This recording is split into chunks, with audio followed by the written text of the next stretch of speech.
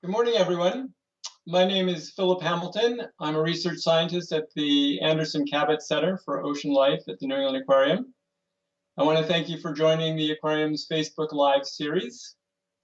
Today I'm broadcasting from southern Vermont, and I'm going to be telling you about the North Atlantic right whale and how we use photographs of their natural markings to identify and track individual whales. This process is called photo identification, and I've been doing it with right whales since 1986. It's a long time, and yet my passion for this really hasn't changed at all. Knowing the individuals is really exciting. Every sighting of a right whale, you wonder, is that going to be an old friend, somebody new? A sighting of a right whale is a little bit like a puzzle or a clue in a mystery. You never know if it's going to be one that reveals something really important. So I love what I do. I manage the North Atlantic right whale catalog, which has all the photographs of right whales taken in the North Atlantic, as far as we know. And we think it contains or represents almost the entire species. That's a really impressive thing to say, that we have almost the entire species in our catalog. Unfortunately, part of the reason that it's possible is because the population is very small. There are only 400 whales left in this species on the planet. They were one of the first to be commercially hunted. They were hunted as early as the 11th century on the eastern side of the North Atlantic. And although we don't hunt them anymore, we are still impacting them, killing them and harming them with ropes from fishing gear and nets, ship strikes, boats moving through the water, noise in the ocean, pollution, and also climate change has been impacting them quite a bit, just to name a few. So given the fact the population is so small, it's particularly important that we're able to monitor them and know what's going on. And the catalog is really the best way to do it. It's a really amazing and powerful tool. Such a simple thing to know individuals, but what you learn from it is really important. So I'm going to tell you a bit about the catalog and what we've learned about right whales using the catalog. Go into some detail about how we actually identify one right whale from another. And then I'm going to take you to our newly revamped catalog website and show you sort of the nuts and bolts. And I hope by the end of it, you'll be able to match your very own right whales. And at 2 o'clock this afternoon, we're going to post a little matching exercise so you can try your hand at it. So I'll talk for about 20 minutes and then take your questions at the end. You can put your questions into the chat on Facebook, and I'll do my very best to answer them at the end of the presentation. So with that, let's go to the presentation.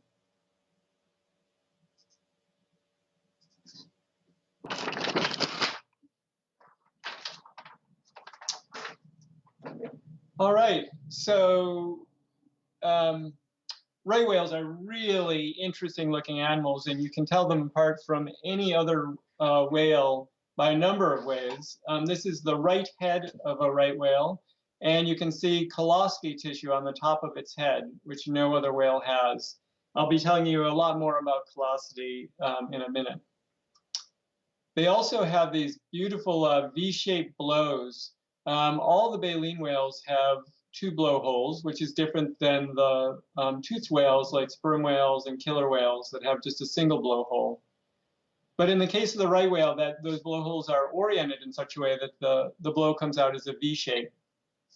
They also have no dorsal fin. They have just a broad, flat back, and only the bowhead of the large whales also does not have a dorsal fin. So it's very unusual.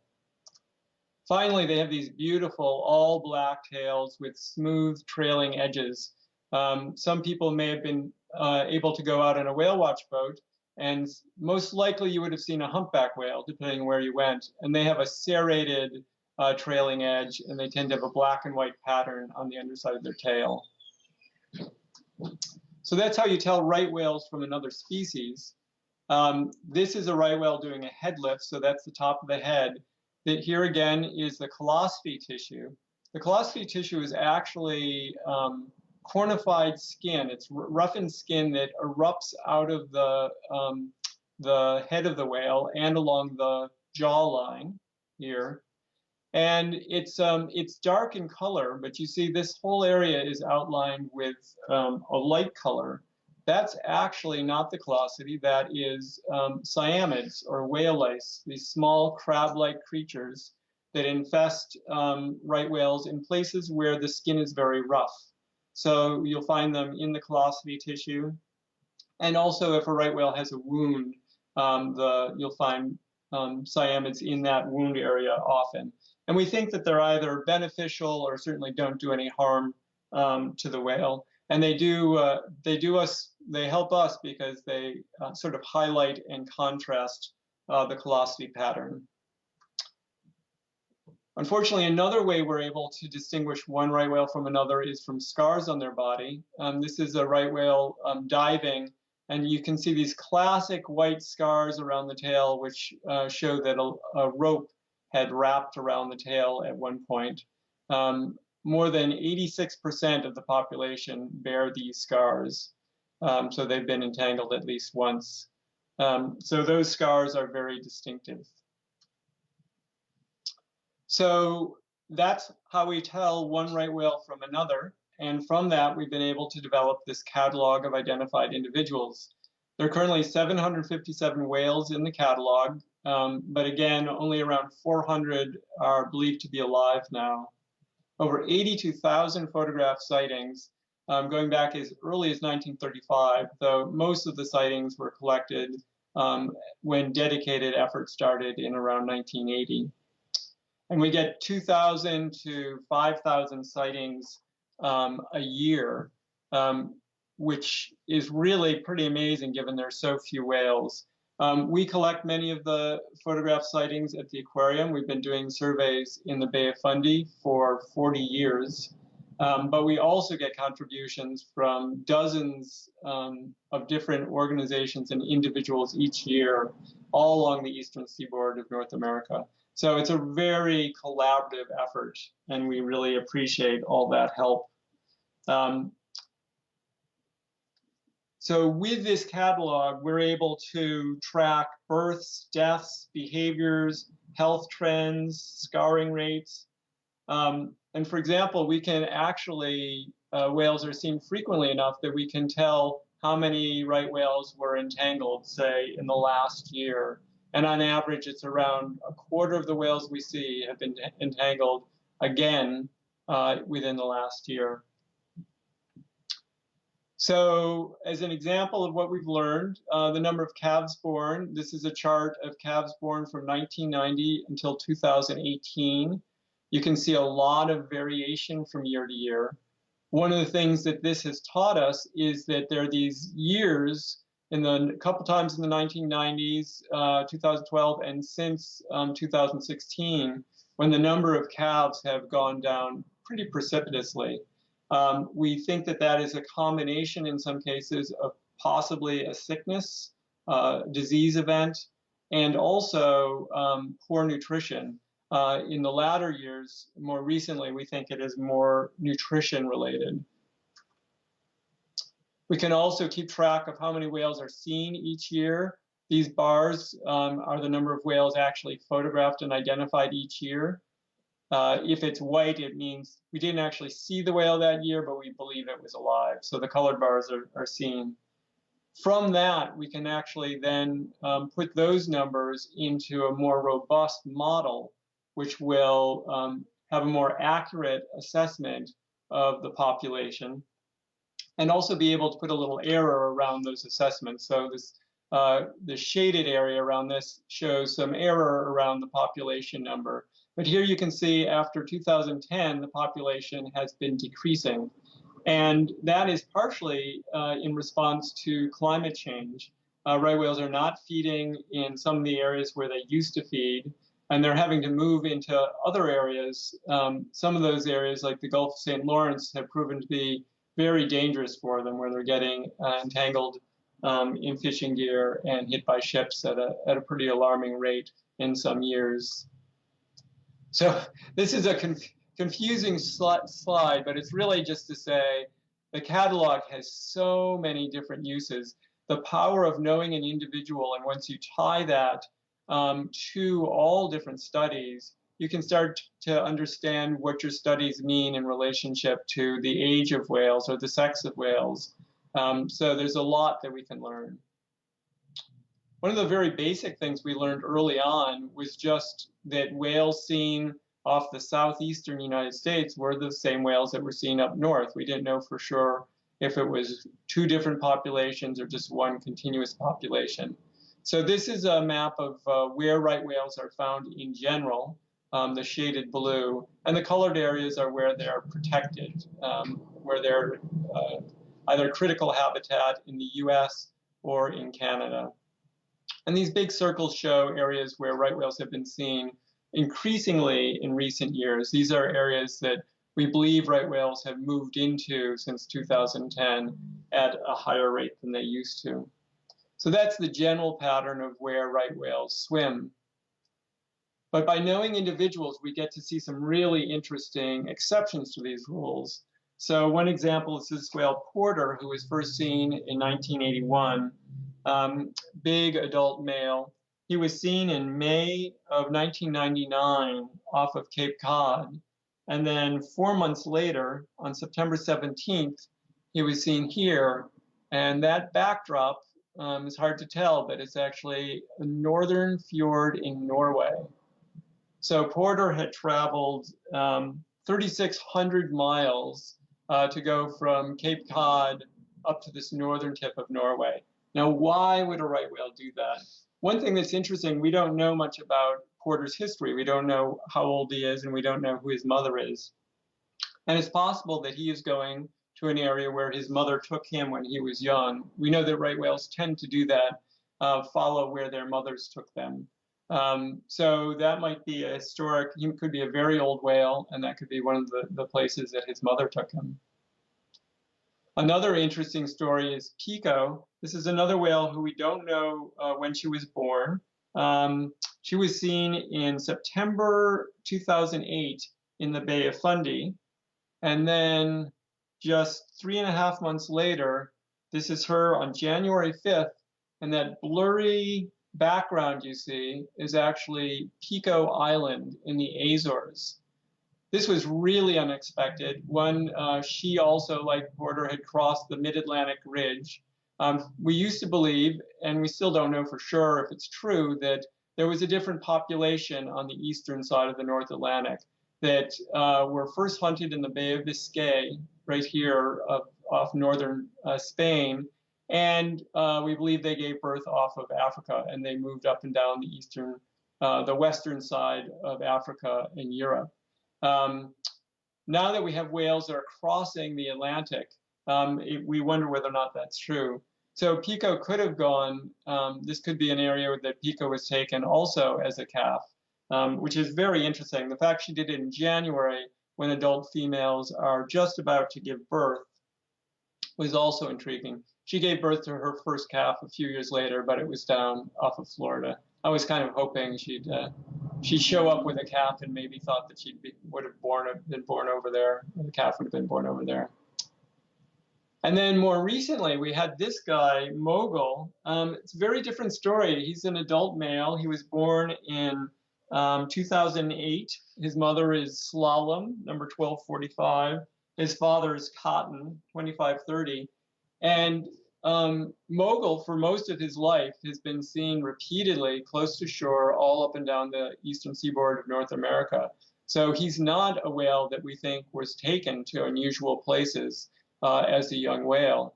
And yet, in 2018, he was seen off the western coast of Iceland.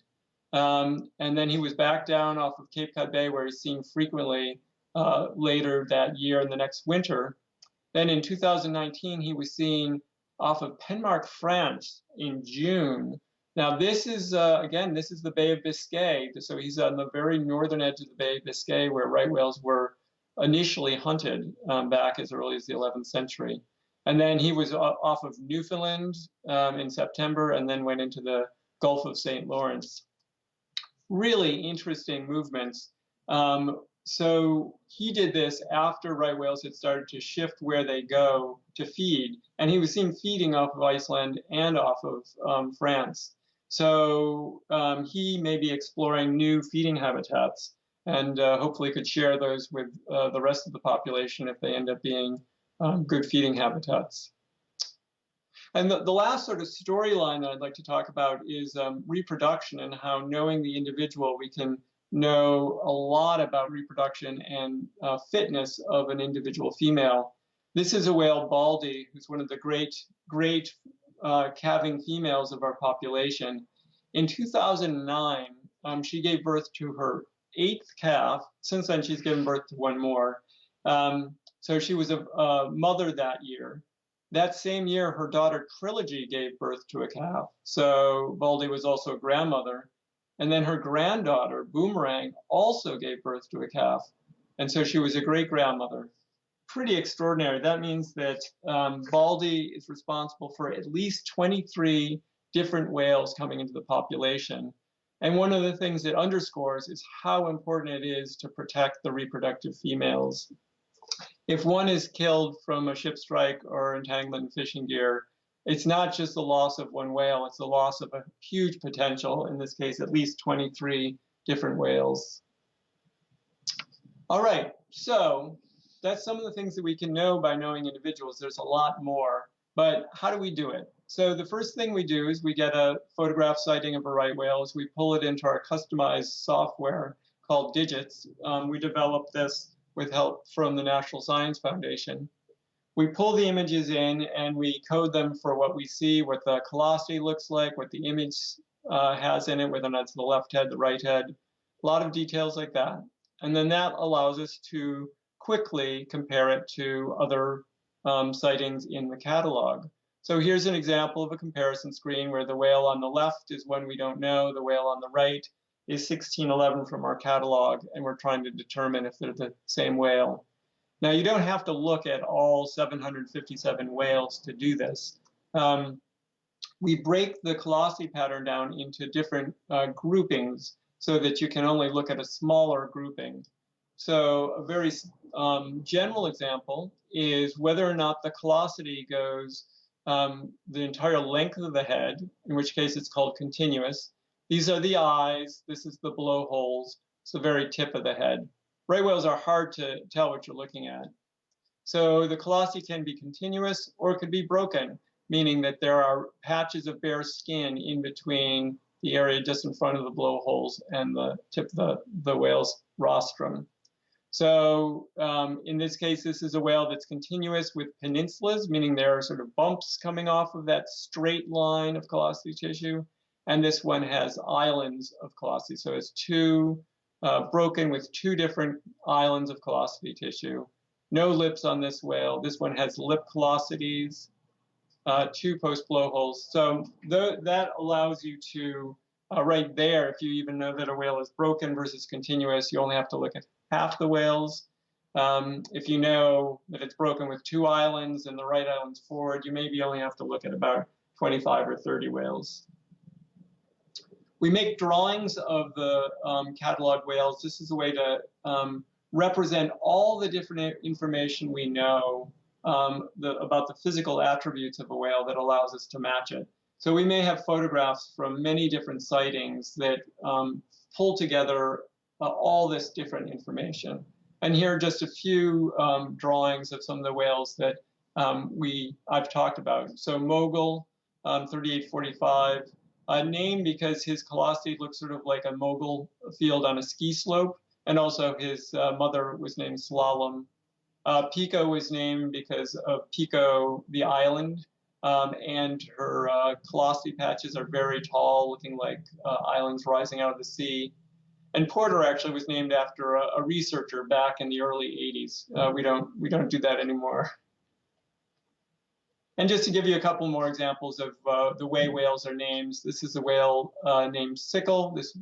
She was recently named for this sickle-shaped scar coming off of her combing. This is the blowholes are right here. Whale's going this direction. And here's a young male who is named Popcorn because of these small island, callosity island patches, all sort of jammed together in the front of the whale's head, looking like kernels of popcorn. All right, so now I want to switch and take you to the catalog website so I can show you the details of how we do this. So the catalog website, rwcatalog.neaq.org, one of the really exciting things about it is it's actually connected directly to the live database. So for example, this 757, that number will automatically go up as soon as we find a new whale and add it to the catalog. The first thing I do going to this website is go to the About page, and there are a number of links to really great resources. If you want to try your hand at matching, which I hope you might be interested in, definitely spend some time at the photo identification link, because there are a lot of terms to get used to. It can be a little daunting in the beginning, but there's a lot of good information. You can take it in at your own time. Sort of the heart of the website is the Find a Whale page. You click on that. There's some important information that you should read and then agree to the terms. And you have three options. You can just scroll through all 757 whales. If you have an image, an aerial photograph of a right whale looking down on it, you can try uploading it to Flukebook's automated matching system and see if the computer will find the whale for you. But what I want to tell you about is how to search for whales using what you see in the images. So you click on that and you get a very comprehensive screen, which is quite intimidating, I think. The top has whale attributes. Some of this is something that you may see in an image, like does it have a white belly or a white chin? Are there lip callosities on the left side or the right side? Some of it you won't know. You obviously won't know the catalog number if you're searching for it, but you may only want to see whales that have been seen in the last 10 years, assuming that if it wasn't seen recently, maybe it isn't still alive. The next grouping is what the head looks like, the callosity on the left side, the right side, and the full head, so the left and right together. And then finally, the matching features, which is a lot of detailed information, other aspects, other things that we search for in order to identify an individual. So if you want to get familiar with all these different attributes, you can click on this examples of search criteria, and that will take you to a subsection of the photo identification section where you can actually look at, well, what do you mean by a lip callosity? Okay, you can click on that and see, okay, this is an example of what we consider a large lip callosity on the left head of a whale, a large lip callosity on the right side of a whale. What does a medium callosity look like? And what is a small callosity? So you can do that for lip callosities, for the head, and there's a lot of information for the other identifying features. Pages and pages of good images that will help you understand what you're looking at. So I thought the best way to give you a feel for this is actually try to match a whale together. So let's look at this whale. We have 4 images that of one whale that we're trying to figure out who it is. Here you can see that there's a distinctive trailing edge. There's a little nick out of the trailing edge of this fluke, so that's something we can look for. This whale has a continuous callosity. With this is what we call a peninsula, so it's continuous with one peninsula on the right head and a medium lip callosity. The left head is continuous. The bottom left photo shows the left head, which is continuous with one peninsula and just a small lip. And the bottom right shows a scarring on the tailstock or the peduncle, a significant scarring from a past entanglement. So let's go and see if we can find this whale. So the lips left, we said were small. That's lips callosity. It's confusing, but that's what we mean by lips. And the right was medium. The left head was continuous with one peninsula. You have to scroll down to get all the options on these head codes. The right head also was continuous with one peninsula. And then, let's see, the fluke had some distinctive things. Here it has a distinctive trailing edge with wavy nicks or bite marks. It also had significant dorsal or ventral peduncle scars, so from an entanglement. All right, so with that, you can just hit search. And drum roll, there are 3 different whales that fit this description, so a very small number. You can scroll through them all just by going next. And just to save time, I'm going straight to the whale who it is, which is this whale, 3101 Harmonia. So this is a female who actually has a calf this year. She's one of the 10 moms with a calf this year. Her mother was Aphrodite. Her father is Velcro, number 1306. She was born in 2001. And you scroll down, and you can see the composite drawing where you can actually see that little neck. It's looking good. You can see that peduncle scarring. But here you can scroll through all the images. We're just going to go straight to, here's one of the ventral fluke. So you can actually not rely on the drawing, but see the image itself. And there you can zoom in, and you can actually see it has the same mark that we were looking for. In fact, this is the very same image. So we know that it is, in fact, Harmonia. Now that we know that, you might be curious to know more about her. Here you can go down to the sightings at the bottom and look at all of her sightings. She has a lot. She has 12 pages of sightings, where she was seen and what year. And if you have trouble with this, when you try this matching exercise that will be posted at 2 o'clock, if you have trouble finding the whale you're looking for, one good thing to do is go and look at the whale coding at the bottom. So here you can see all the different ways that all the different marks we use to identify Harmonia. And that can help you to train your eye on what you're looking for if you're having trouble, because there's a lot of information. And then the last thing I just want to share with you is if you want to search for another whale, you can go back to your search screen and just make sure you clear it, because it has all the same things that you put in before. All right, I think that is it for that. So again, we'll have a presentation. We'll have a link on the Facebook page and the New England Aquarium page to a little matching exercise, so you can try your hand at that later on. And with that, I'll stop the presentation and be happy to take any questions.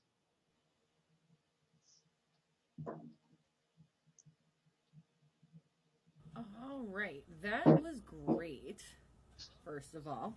So let's get to some questions.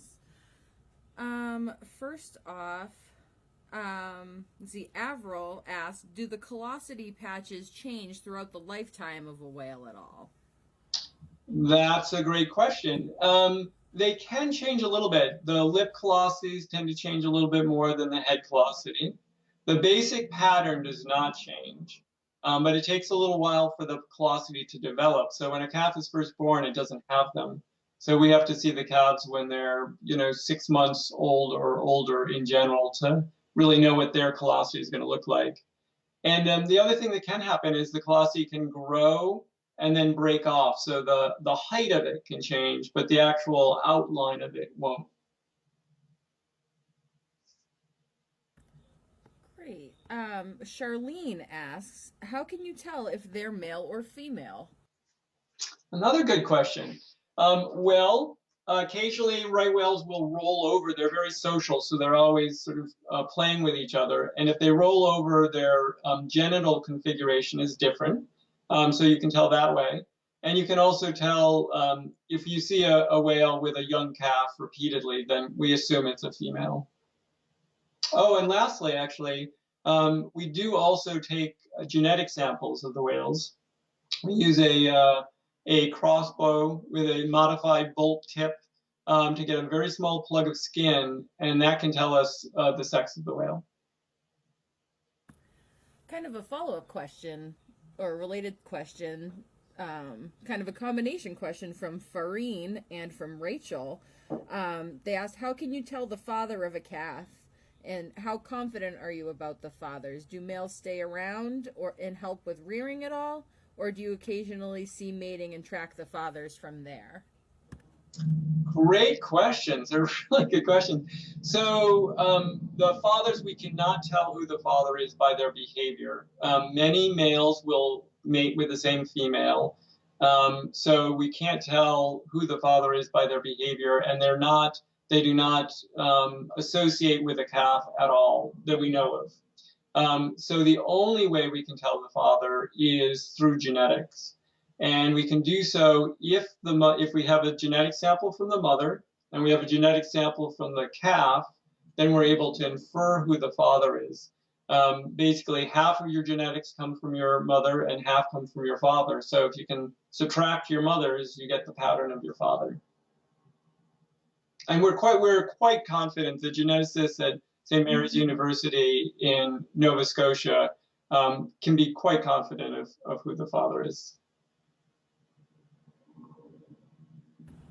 All right. Let's see what else we've got. 8-year-old Colby asked, do they have enemies?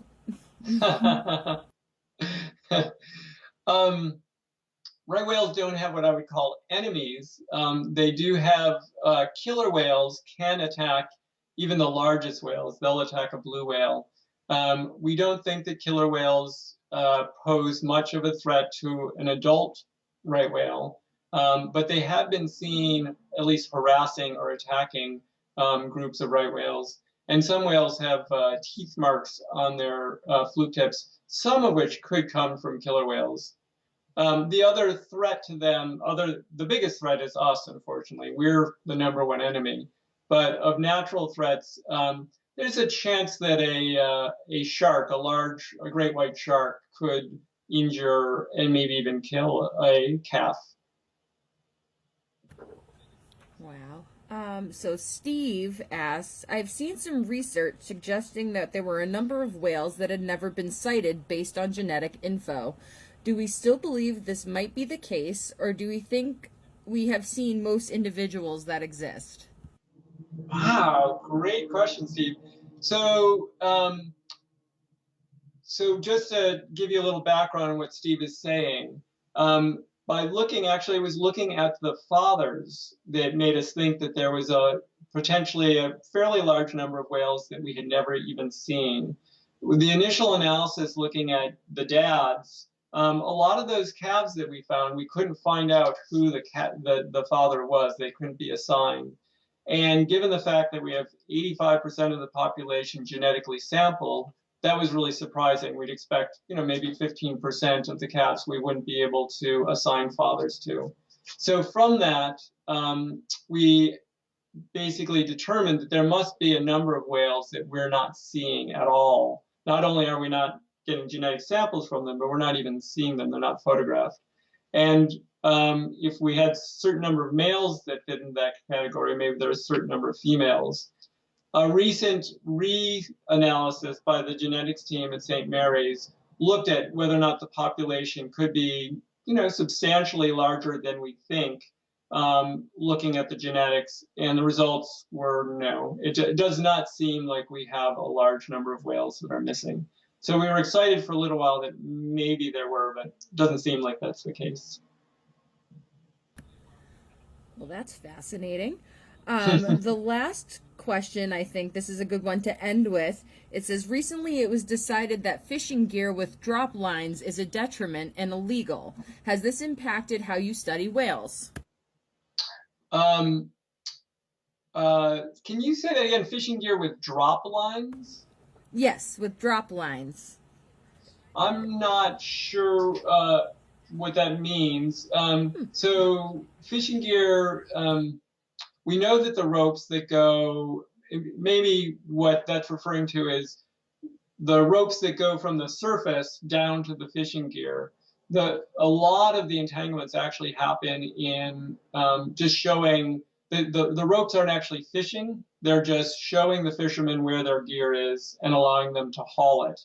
And so recently, we've been, as a community, have been trying to explore the possibility of removing those ropes, having a different way for fishermen to find and retrieve their gear without having to have 600 feet of rope in the water column all the time, posing a risk. So that's an exciting avenue of research, and we really hope that it can move forward, because it's a way that fishermen can continue to fish and right whales won't be so badly injured and killed, because entanglements is a really big problem for right whales. They suffer a lot, they get killed, and we really need to do something. And ideally, it's something that will save the whales and keep fishermen fishing. So we hope that that can work. All right. Well, thank you so much. If any of your questions weren't answered, we'll try to get to them online. And really appreciate you all paying attention and coming to the session. And hope you all stay safe and get to see a right whale sometime. Take care.